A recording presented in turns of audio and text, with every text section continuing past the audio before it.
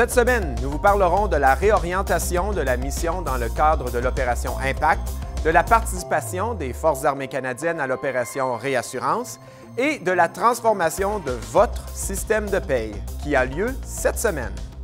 Aussi, nous vous présenterons une membre de l'équipe de la Défense qui a conçu un jeu visant à analyser les technologies qui pourraient nuire aux opérations des Forces armées canadiennes. Bienvenue à une autre édition des Nouvelles de l'équipe de la Défense. Je suis le capitaine Jean-François Lambert. Je m'appelle Cathy Roberge. Voici ce qui se passe à la Défense pendant la semaine du 22 février.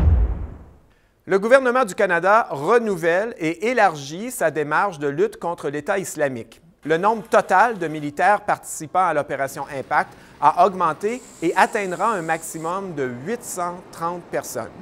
Par ailleurs, l'engagement militaire du Canada en Irak et en Syrie, dans le cadre de l'opération Impact, se prolongera jusqu'au 31 mars 2017. En ce qui concerne l'opération Réassurance, une cérémonie de passation de commandement a eu lieu le 19 février à Varsovie, en Pologne, au cours de laquelle le major Éric Beauchamp a pris la relève du major Simon Côté en tant que commandant de la force opérationnelle terrestre. Les militaires canadiens ont pris part à un déploiement de 7 mois, au cours duquel ils ont participé à 6 exercices importants et de nombreux autres entraînements. Êtes-vous prêts pour les changements au service de la rémunération?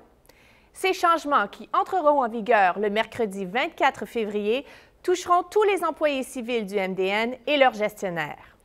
Avez-vous votre MACLÉ? Avez-vous suivi la formation sur Phoenix? Savez-vous qui est votre gestionnaire délégué en vertu de l'article 34? Sinon, vous pouvez obtenir plus d'informations dans le site intranet du sous-ministre adjoint Ressources humaines civiles à la page consacrée à la rémunération, aux avantages sociaux et à la transformation de la paye.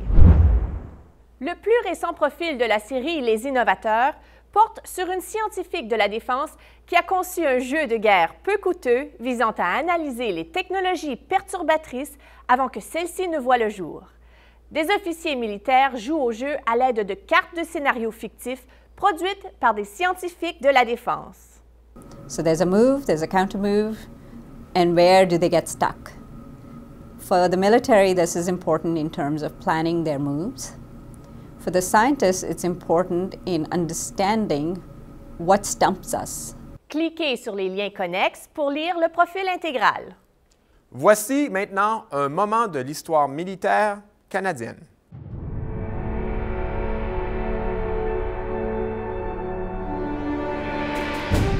Le 24 février 1900, des troupes canadiennes combattent des Boers d'Afrique du Sud lors de la bataille de Paardeberg. Plus de 4000 hommes, soit près de 10 % de l'armée des Boers, capitulent. Il s'agit de la première victoire britannique importante de la guerre. On attribue largement la victoire aux efforts des Royal Canadians. Cette dernière renforce le moral et la confiance des troupes, de même que le nationalisme canadien. Pour terminer, nous vous présenterons une vidéo de militaires du 103e escadron de recherche et sauvetage de la 9e escadre à Gander, Terre-Neuve et Labrador, qui sont récemment rentrés au pays après avoir participé à un entraînement avec la garde côtière islandaise et des équipes de recherche et sauvetage formées de volontaires. Les Canadiens et les Islandais ont participé à des exercices qui consistaient à se servir de treuils pour soulever des gens en détresse se trouvant à bord de navires et de radeaux de sauvetage, mais aussi en mer. Par ailleurs, les militaires ont effectué des exercices de recherche et sauvetage sur la terre ferme et sur des glaciers en compagnie de membres de l'Association islandaise de recherche et de sauvetage. Ce partenariat d'entraînement permet une meilleure coopération entre le Canada et l'Islande, mais aussi d'échanger des connaissances et de l'expérience au sujet des opérations en Arctique, autant d'aspects importants si les deux pays souhaitent sauver des vies lors de prochaines missions de recherche et sauvetage. Merci d'avoir été des nôtres. Ne ratez pas la prochaine émission des Nouvelles de l'équipe de la Défense.